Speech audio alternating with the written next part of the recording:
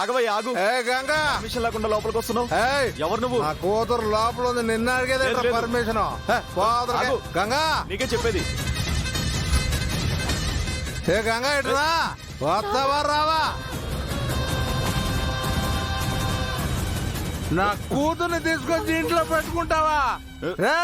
Permission లేకుండా రాజు వచ్చాడు Roy.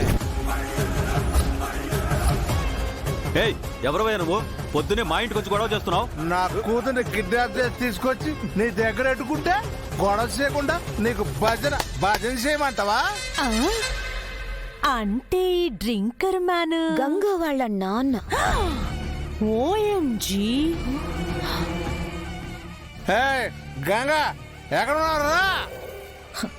Cheap rowdy fellow.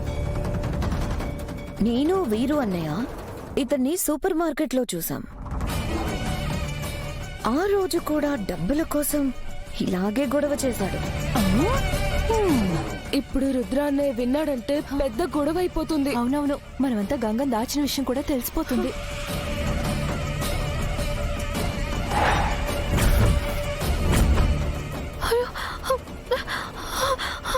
పెద్దరు, మా నాన్న వచ్చి గొడవ చేస్తున్నాడు. నాకు చాలా భయంగా ఉంది. అవునా? సరే సరే, నువ్వేం కంగారు పడకు. ఏం జరిగినా సరే బయటికి అస్సలు రాకు. నేను ఎలా మేనేజ్ చేసి పంపిస్తాను. అలాగే పెద్దరు.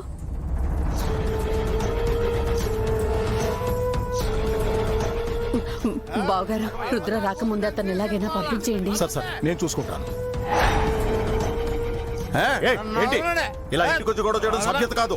ఏదన్నా ఉంటే తర్వాత మాట్లాడుకుందాం. వెళ్ళు. అబ్బో, సభ్యత సఖ్యత గురించి మీరే చెప్పాలా, నేనే వినాలా? మర్యాద నా కూతురు పంపిస్తా. ఆగవయ్యా, ఆగు. పో. ఏంటి? Shut up.